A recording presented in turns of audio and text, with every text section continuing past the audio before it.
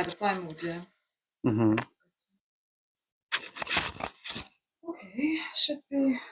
It's about 38%. Should be okay. Yeah, it should be. Front camera. The rest.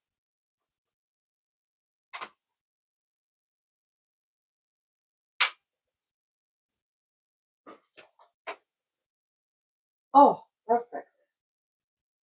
Very good lighting, actually. Will I not be in the way if I?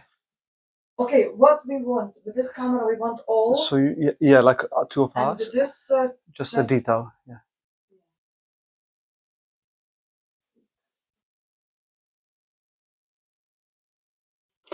You can see that we have done it before. Yes. Yeah, we went to Tate Gallery, Tate Modern, Oh, yes. and to the line Labas is yes. exhibiting there. So we saw the exhibition, and we loved this. And this is exactly what we want as well. Like on the wall, there were headphones, and you could listen to the oral history of some people. It was amazing. This is exactly what we envisage to have in our culture center in the future. Different oral histories of different archivists and leaders and people. So it'd be amazing. Yeah. And I think it's so much needed. Like there isn't anything like this. Like UK wide. And it would be amazing. But when I began, I believe I was the only person. I mean, there was a Gypsy Law Society, and there were members in that, but they were all elderly people, academics and whatnot. I was, 11, 12, 13, and there was nobody else doing anything, and nobody else interested. And it was very lonely in a way. I can imagine. Yeah. Because there was nobody I could talk to about it and say, I've just discovered. Interesting. Yeah, must be very lonely feeling. Yeah.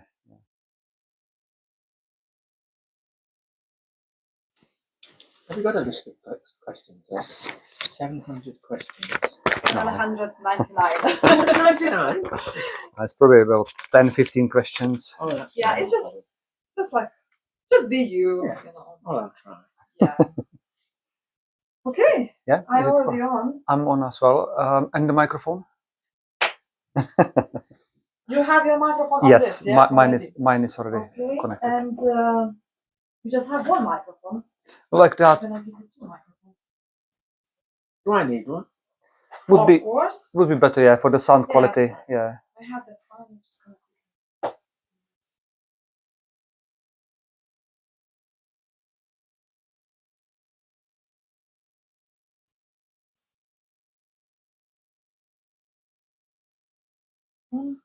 So we could probably do on my answer the two. Yes, of course. It's on the chair over there. And for you, maybe. That's right. Don't pinch, Bob. Nah, yeah. And it's over there as well. Yeah.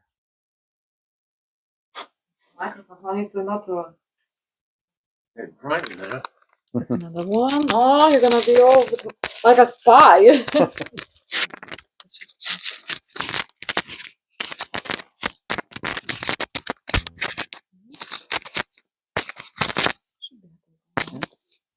And do you have to switch this on as well, or it's automatically on?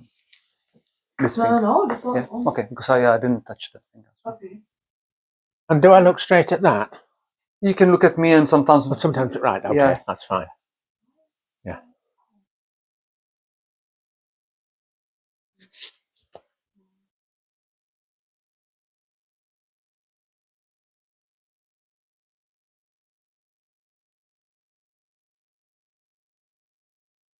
I'm just wondering, I'm sorry to be a nuisance. Do you think, could I take this jumper off? No, that's okay. It's hot. Oh, if you want, yeah, of course, yeah, take it off, yeah. Right, You want to take it off? You better Thank you. It's warm. Yeah, it is quite warm. Good. You don't want to be cold winter. So mine are the Senizayak. Yeah. Right. Do you want to actually clip it, or if you leave it on the table, will it still? What's best for you? It's better because you have, and we're gonna do it. Okay, Yeah, it's gonna be easier now to clip. Here we go. Easier to clip now. Yeah. Here we go. Okay. Good. Yeah, good now. Looking good? Yeah, a little bit. Yeah. Trying to make me look respectable. Okay, guys. Yeah. You can start. Right. Okay. Right, Bob, thank you very much for your time. Right, lovely to see you. Thank you. And would you please introduce yourself? Yeah, I'm Bob Dawson. I'm 80 years old now, decrepit, and I became involved with Romanies and other travellers when I was about 11. So it's been a whole life, in actual fact. What is your oldest memory about meeting Roma people? Well, because I wanted to find out about the language and because of what I was trying to do, we had them stop on the bottom of the moors near where we lived. So one day I walked on the cart track towards the encampment, and I stopped dead and thought, oh, I dare do this. And it took a long time to find the courage to go. And I went up to a woman there and I said, excuse me, please will you tell me some words from your language? And she told me 4, and then my nerve broke and I ran. That was the first one. But there were many, many more, many memories, and I think being young, I think I intrigued them, and they looked at me and said, "What's this kid doing? This kid's a lunatic. What's he doing?" So that was a big help to me, I think, all the time in that. And apart of kind of thinking, what is this kid doing here? How they have accepted you? Yes, it took. At that stage, they didn't. That was just a peculiar thing that appeared, and it took a while. But I was really finally accepted when at 16. I became a reporter on a local newspaper in Skipton, the Craven Herald, and I was starving. I was getting very little money and not being fed. So I decided that the wagon, which by then I'd bought, I'd have to sell it. And so I advertised it in the paper because I could get free adverts. And a Romney person rang me and he said, I wanted to know what I was doing. And I explained. He said, he said, don't sell it. He said, come to us, we'll feed you. Don't bother about that. So I arranged to go and meet him. And meanwhile, the office, the chief reporter told the police what I was going to do. And they came to see me and they really waved a finger at me and said, that is too dangerous. You must not go there. It is a very dangerous part of town. That's where they live. We always patrol in twos there. It's far too dangerous. So that particular night, I stood before I went into that part of town again, forcing myself to go in, really forcing myself. And the Romney that I met was called Henry Miller.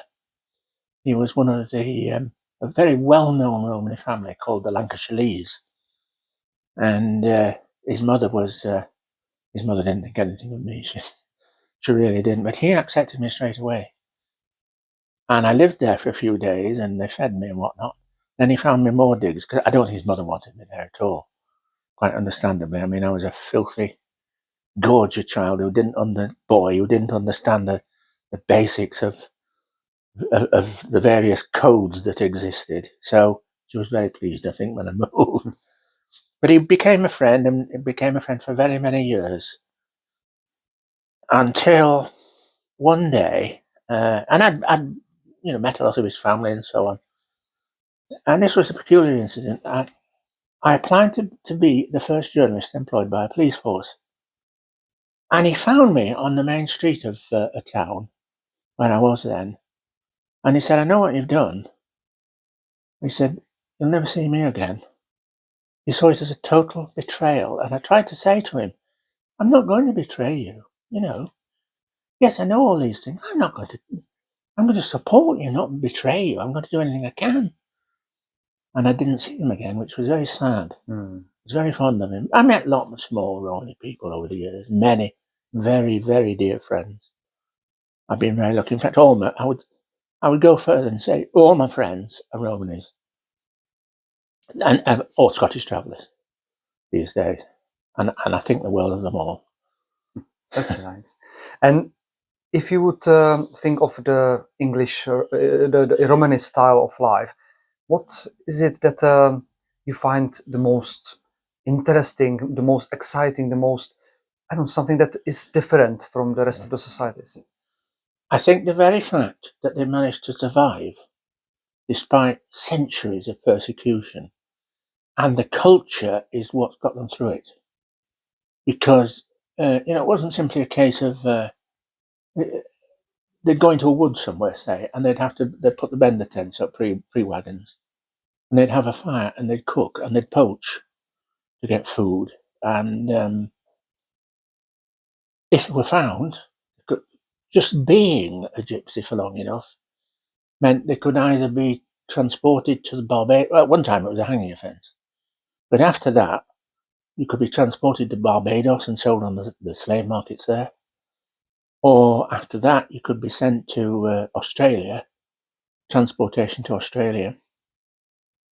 And although theoretically you had to have committed a crime, you didn't really. Just being a vagrant was enough. And yet they survived all that and got through it all. And there's lots of songs and stories about how they did it, which of course I found fascinating. I am an outsider, I make no bones about it. I could never claim to be anything other than an outsider, and I never would. But by doing that, by not pretending to be something I wasn't, I think has been my big asset, really, with people, because they've known exactly who I was and exactly where I was coming from. I remember once I was in somebody's trailer with several friends, and there was an old lady in there called Minnie, and she kept speaking in Romany and telling people, Kekaraka, Fafadimush, Fafadimush. And this went on for ages, and we were just talking normally, and in the end I got sick of it. And I said, look, I'm not a Fafadimush. I've been doing this for years. These are people who know me. Well, she was mortally embarrassed that I understood what she said. Can you imagine? But I became very friends with her husband, a lovely, lovely man who I called Uncle Ish. And I learned a great deal from him, and he was a lovely, lovely friend to me. And I thought the world of. Nice. And so, if I understand correctly, you were kind of living and working and around Romani people, but also around non-Romani travelers. Is that correct? That's correct, yes. What would be the main differences or commonalities between those two groups? There wasn't really a lot of common ground, although obviously there was intermarriage between the groups, because the language was totally different. There was the Romani and the Scottish Norcan were totally different. Yes, there were a few Romani words scattered in it, but not enough for anybody to recognise it as such, I don't think.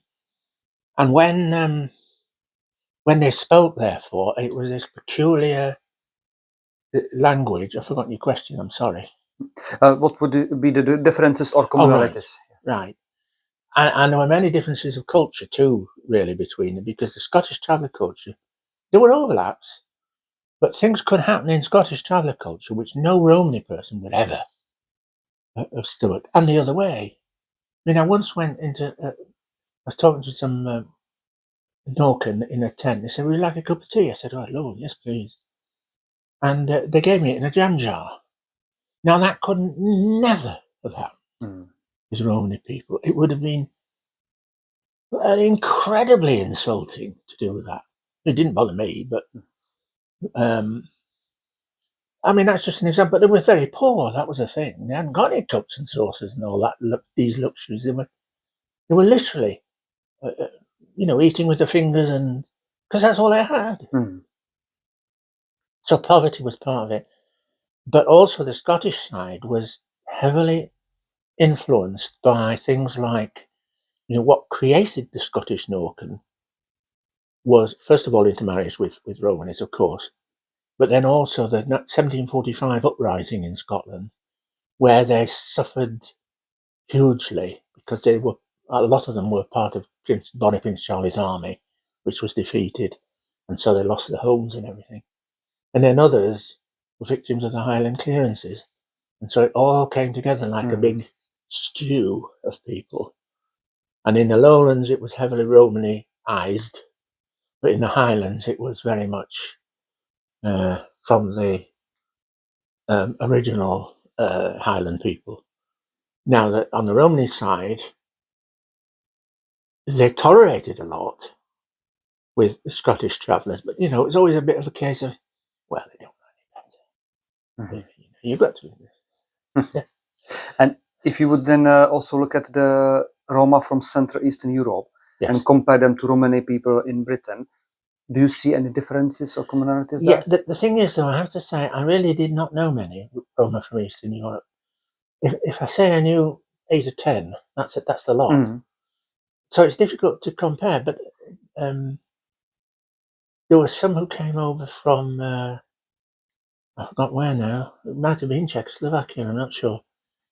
Who had a terrible time in before the First World War. This was. I had a terrible time.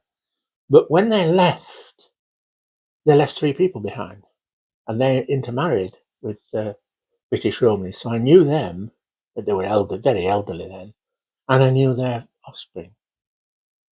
But by then, I think they'd become so Anglo-Romanicized, so to speak, I made that word up, that I didn't see the differences. Mm. But one with Spanish, you see, there were quite a few Spanish came over as well, Spanish Carle, and there was one group came over, and I found all the history of this, and they intermarried with Welsh Romanis, and then a group of them came into Derbyshire, where they intermarried with Derbyshire Romanis. Now, one of my friends is one of them, and her daughter learnt Spanish flamenco dancing, went to Spain, and came second in a national contest. Now, and this is an English Romany girl. Mm. It just shows how deep some of these things are. Yes. I've talked to various people who have, but you see, I haven't had the Romany with Eastern Europe either. Mm. So although I would find that there were words which we could all understand, it was a case of what word do you use for that sort of thing. Mm. So it never really got off, and I can't say I've ever had a lot to do with Eastern European Roma. The next topic I would like to move to is an archive. You have very kindly donated quite a lot of stuff from your collection to Compass Charity. Obviously, we know that you have also donated lots of other stuff to different organizations. Yeah. Why do you think it is important to archive material of Roma history, culture, and language? Because it has to be there for the future. And when I first began doing that, the very first thing I did was I collected, and it was partly because I was with the police and it gave me the chances to get all this information. I produced about probably 15 or 20 scrapbooks of cuttings about Romanis and other travellers in Britain, including occasionally the Roma things. And I gave those to Leeds University's, I forgot the name of the woman now, there was a famous woman. Sorry, I've forgotten her name. Mm-hmm. Anyway, and they disappeared, but a friend of mine found them there, and it's a gold mine, you see, because it's all 1950s, 1960s, early 70s. And it's complete of all the national papers in Britain for that period, and all the regional papers in Yorkshire for that period. So anything that appeared in the press to do with Romanis or other travellers or Roma is there. And it's a huge resource. And now in the future, people can go and look at that now. Similarly, I gave something like 2,500 books and, well, a total of 10,000 items to the Museum of English Rural Life. And that's vast, of course, and there's everything in it, including tape recordings that I did and all sorts of stuff, and notebooks, and you name it, it's there. I mean, there's over 80 tape recordings for a start. I mean, you can imagine that's a resource that would not have been there if I hadn't given it to them and said, here. And once again, it's one of these things that's going to become much more useful in the future. I thought when I gave it to them, I thought 20 years' time, with education coming, people are going to go and look at all that, but it didn't happen because the education didn't do very well for a long time, still isn't. But more and more people are going there. What they're finding is they'll open photo album and say, "Hey, look, there's Uncle So-and-so there." Yeah. So it's something there for the future. And for me, it's a colossal thing that people are going to be able to look at that in time. It's there forever. Absolutely. It's been very wise from you to see the benefit of archiving. When did you actually start thinking of collecting and keeping stuff? When I was 11. Okay, from this age. The earliest press cuttings start at that time in these albums. I didn't have any money. Somebody gave me an album of wallpaper samples, a great big thing. And there were all these wallpaper samples in it. And I took them all out and used it as a scrapbook. It's 11, 12.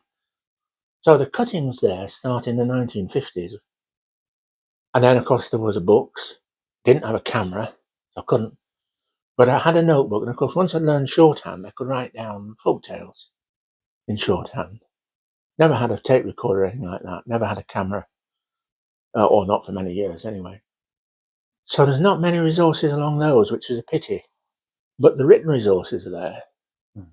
I always felt that this was something for the future. And I cared passionately about it all. And went nuts, really, I suppose. And we obviously know that you have given a lot of stuff to University in Reading, University of Liverpool, and also Roma Support Group. Yes. Was there any particular reason why you have chosen those organizations and institutions? The Roma Support Group, the thing was, I'd got together about over 2,000 photos of the Holocaust, the Poremas, and these had to be kept. I'd got them from dozens of sources all over the place. A lot came from dealers in the Ukraine, actually, who contacted me and said, "I've got these 3 photos, whatever." But they had to be kept because they were such important pieces of evidence of what happened. Because, particularly for the Holocaust, the deniers have always denied the significance of the Roman Holocaust and looked at it as purely as a Jewish Holocaust, which of course it was, and the Jewish experience was colossal, but so was the Roman experience. And that was why I wanted a lot of stuff to go to them, because they were dealing with Roma all the time there. And I gave them a lot of ordinary Roma pictures as well. I don't know whether they've still got them or whether they've given them to a different source, but that's up to them. I've done what I can. Of course, yeah. Okay, the other topic I would like to talk about is your literary work.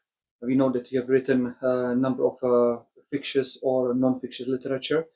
Do you know what was your first book and when was it published? The first one I actually wrote, but it was never published, was age 13, and it was called All About the Gypsy.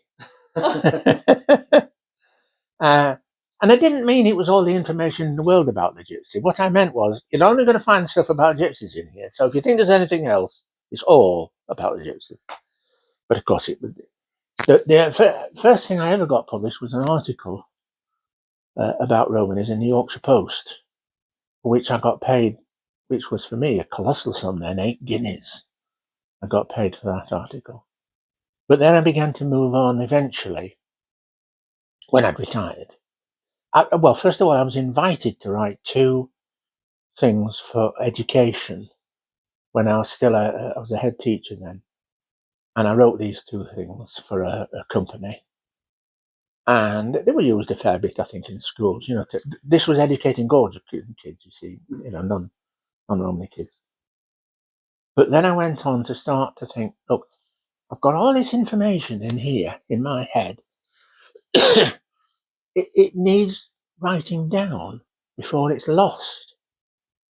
So then I started doing bits and thought, well, I'll do a booklet on such and such. I'll do a booklet on such and such. And gradually, well, I've ended up doing 80 altogether. A few bits of fiction, but I'm not very good at fiction. And they've never done very well. But I wanted the factual stuff to be down again as archives for the future. So as I say, there's 80, and some of those have been I think, quite important, like gypsy slavery. You see, in this country, if you said gypsies were slaves at one time, they would be ridiculous. But here's the evidence. Wayside burials. Why were the people feeling that they had to bury their loved ones at the wayside instead of in a proper cemetery? There's another, all these things, to outsiders in particular, it's beyond understanding why this would happen. And some of the Romany people deliberately buried people, not sometimes because they didn't want them to be near gorges. It has to be said in a public cemetery. They didn't want them polluting by that lot. But also because they wanted to be able to go there privately, wherever they were buried, and remember them. And year after year, they'd go to these graves and say, "Now then, so-and-so, how are you doing?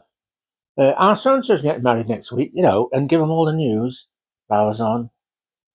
And I found 50 altogether, which I think is not bad going. The only way some of those are provable is if you dig them up, of course, but some have been ploughed up, and once you start finding human bones, you can't really deny that it's a human burial. And some of the language stuff I wanted to do, so that I'd noted and recorded, or that others had for that matter, and amalgamate them, like Welsh Romany. I'd picked up a lot of Romany from Welsh people, and then there were the great so-called masters of Welsh Romany, like John Samson, some of which is a bit dubious, I have to say, but never mind. And I wanted to get all this lot together, and I wanted to get all the Anglo-Romany together, and I wanted to get all the history together. So then all these little booklets began to come out. And I'm glad to say that the Museum of Reading has got them all. So again, they are accessible for the future. That's very important. And you always told us before this interview that you are writing a new book now, a Yes. dictionary. Yes, it's a dictionary of slang and cant as spoken by British travellers, i.e. it's not Romany, it's not Norcan, it's Norcan cant, it's not Pavey cant, it's proper, well, not proper, it's the slang and cant as spoken slips into the language.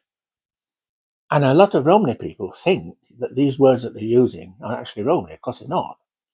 And there's a particular word, ken, meaning house. And I should think every single traveller in Britain knows it, but it's not the Romany word at all. And I'd like to get these things down and find out where they came from. How did they start using these words when they've got a beautifully rich language of their own? How did these came in? And I'm finding some very interesting things. I mean, a lot of them were coming in at the time of the dissolution of the monasteries, because all these little monks and the helpers and whatnot were being chucked out on the road. And you will know that the Gypsy code is that if you find something like that, you help them. So then these people with peculiar words would get some help and they'd pick them up. And that's my presume. I wasn't there to witness it, but I'm sure that's the case. And there's, I guess, a lot of kind of words being taken by the Travellers and Romanis into their language, but also the other way around, Absolutely. English being enriched by words. Yes, absolutely. And again, people don't know that. And I suppose the best example is lollipop, which is a very common English word, and that's good Romany lollipop, red apple.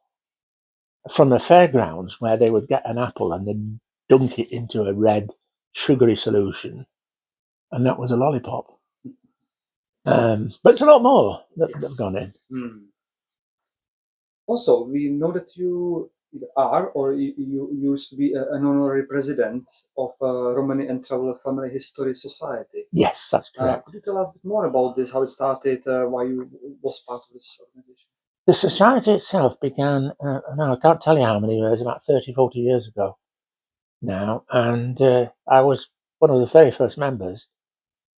And it was people, and they were mainly Romany people at that time, sort of first generation in housing. who wanted to find out about the forebears. And I became very involved in researching and so on. And the society, I'm not sure how many members now, but I know at one time they had 500 members. And they, as you said, they honoured me by making me the president. And it was a huge honour, and it is. I still am. They haven't sacked me yet. But it's all part of this remarkable thing for me that you can look at Gypsy history and you look at the people and you think, how did these people manage to get through what they've got through to produce ancestors who are here today, you know? And I find that an astonishing thing, and that's really why I speak very highly of the society. There's a lot of very great experts in it who can do a lot better than I can on finding family history, I'll tell you. But we also recently visited the Boswell Romani Museum. Yes. And we've seen also, and we've heard from the Boswell family, how highly they were talking about you as a family friend. What is your relationship or your kind of connection to Boswell?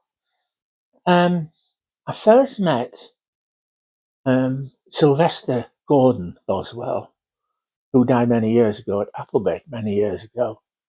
And he was an iconic figure for me because he was famous, and it was hero worship on my part.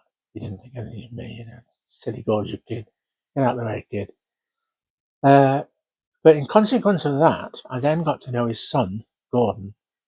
And Gordon founded the Roman Museum at Clay Lake with his wife, Margaret. And I've been there several times, and I've given them a lot of things for the museum, significant pieces of historical things. They found all the wagons and all the carts and the tents and everything else. But I've given them more sort of literary type things, which have increased their knowledge of the Boswells. Because the Boswells were very, very... I did a big genealogy of the Boswell family many years ago. And I could get them right back into the 16th century, which is a long time for people with no real records, and show how they probably first arrived in England as well. And genetically, they're one of the families with the so-called Indian gene in the blood. So they're very much from that background. Lovely people, have always been very fun. Thought a lot of Gordon. And of course, therefore, with his wife. And when Gordon died, they wanted to put a memorial up in the churchyard, and it was refused. And it was pure prejudice. There's no doubt about it. And I was involved in supporting them in that, and pointing out that this was absolutely appalling. There was no reason why they couldn't have put this up. Others had got it, but they wanted one with a picture of a caravan on. Oh, God. But anyway, they got it. And I'm still in touch with them, and talk to Margaret from time to time and her family. She keeps threatening to come and see me, but Yeah, she's lovely. Cheers, lovely. Bob, I've explored all my questions. Is there any topic or anything else that you want to say, or something that I haven't asked about? Do you want me, and I shan't be offended if you say no, to say anything about how I came to start? Absolutely, please do. Well, when I was 10, I won a scholarship to a private school, which was utter and pure hell. And when I was 11, they came around the school saying, "What do you want to do for a living?" And I said, "Please, sir, I want to be a writer." They said, "Oh, we don't have writers in this school. No. We'll put you down as an academic librarian." But I wanted to be a writer, and so I began planning how I could become a writer.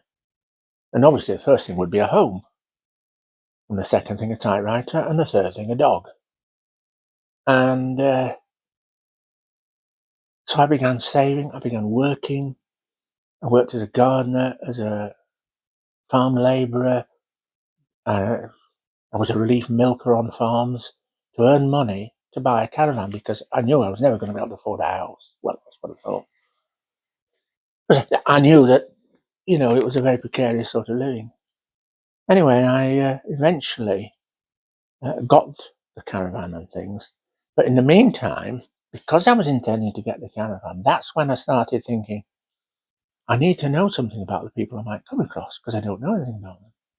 And I began with tramps, who were the homeless of my childhood. And I'd go out and see one and say, "Excuse me, would you like to come back to my house for your tea?" And they always came. Now, I thought they had a language of their own. So while they were eating these doorstep sandwiches, I'd say, "Please will you tell me some words from your language?" And every single time it threw them. And I thought it was because I wasn't supposed to know that they had this secret language, because it was actually because they didn't have one. But anyway, they all did their best and told me all these words which I wrote down, all these camp words. But then very quickly I thought, right, well, gypsies. And that's when I started. And that was the very first occasion on the bottom of the moor. It was just out of interest. There was one occasion out there. And when I walked into this encampment, they were all sitting around the fire, as people did then. And some on the haunches and some on oil cans and boxes and all this sort of stuff. And they got a wicker chair out of a caravan. The guests must have the best chair. So I sat in this chair and we chatted for a while. When I got up to go, it was welded to my hips. I couldn't get out of it. And of course, everybody rolled about laughing. Literally rolled about laughing. I'd fallen for it, but I didn't. And it mortally embarrassed me at the time, of course. Anyway, eventually I got out of it. Years later, I was talking to somebody in a trailer, and there was a guest there, a woman I didn't know, and she said, "I remember you," she said. And then she told me this incident, and I said, "Well, blow me down." And we could laugh together. Yeah, it's a lovely little. I've had so many lovely experiences with lovely people. They're all saying, "We shall meet happy gypsies." And sure enough, I met happy gypsies. I saw tragedy. I saw terrible things done to them too. But I did see lovely people, and I've been very honoured to have met so many people in my life, and still think the world of them. Think so much of them. What is the ingredient that you would kind of offer to the world and to the society in Britain to have at least similar, if not the same, relationship with the travelers and Romanists? Because you are so close, you understand the community, and you take them the way they are. What is the missing ingredient in the society for people to see them like you? I think the problem is, first of all, that this word traveller, which hasn't helped them. And that was because Irish travellers in particular were saying, when they started coming over in big numbers, "We're not gypsies. We're not gypsies at all. We're Irish travellers. Don't call us gypsies." So then the sort of in thing was to call all people who were moving about travellers, no matter who they were. And that included New Age travellers, for that matter. And the first few Roma who were arriving were also called travellers.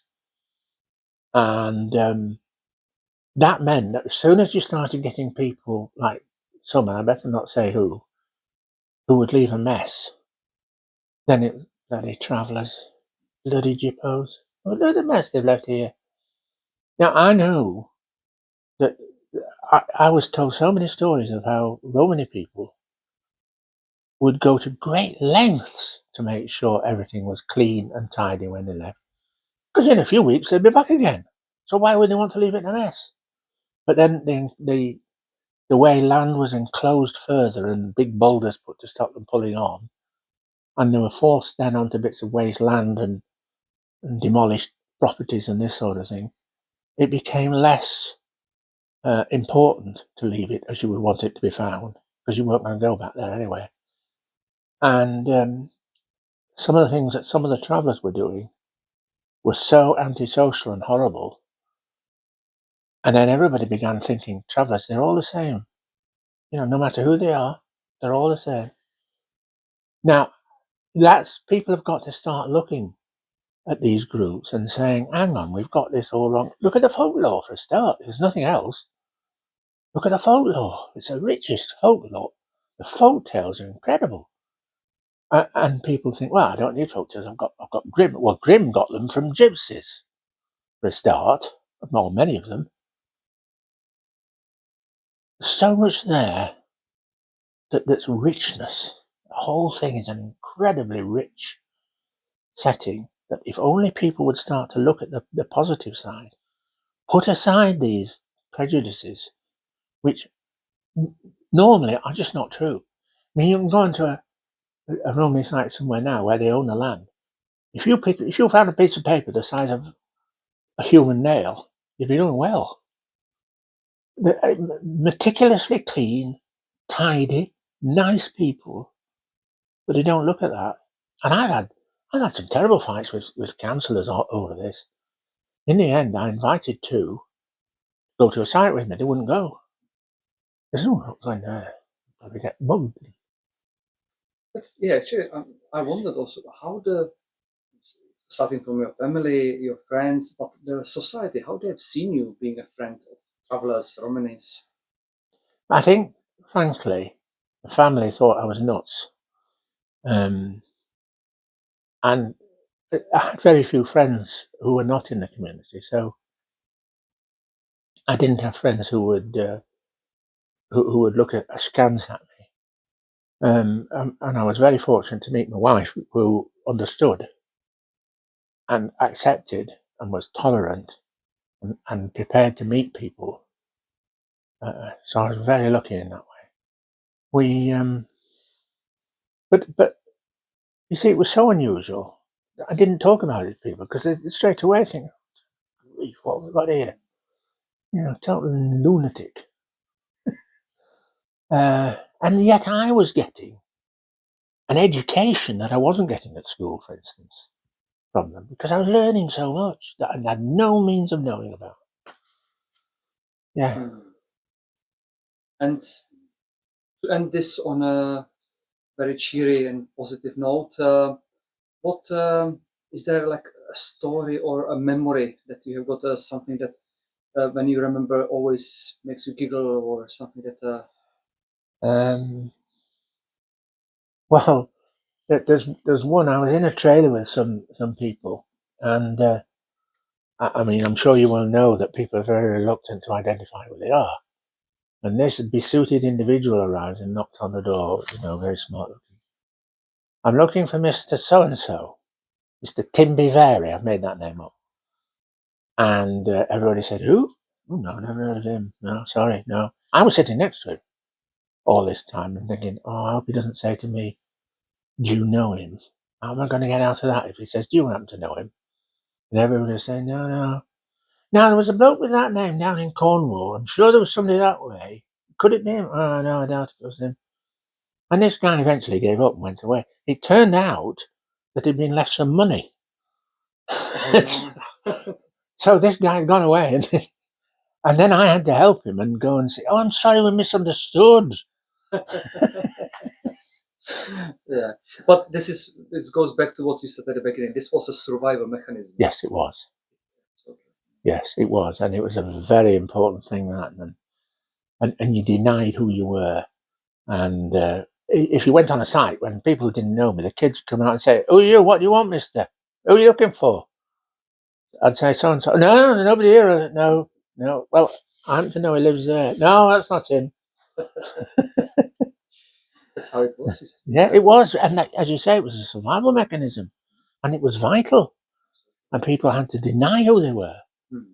And avoid using the language in public because you could be hanged, as I say at one time. And you relied on each other.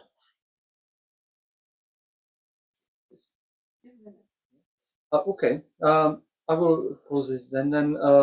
Bob, thank you very much. I really appreciate your time, your space that you allowed us to come to your place. I'm also very honored, to even call you Bob. For us, it is a great honor to know you, to have this great donation that you have given to Compass Charity, to allow us to record this and use it in the archive for generations to come. Because the work that you have done since you were 10, 11 years old, and what you have gathered and your knowledge is something very special, and something that Mm. will hopefully show the generations to come that there is a way of a coexistence and even friendship, Yes. and living in a peaceful society. Yes. So, Bob, thank you very much, Ray, for your time. Thank you very much. Thank you for coming, both of you. Be nice to see you. Woo!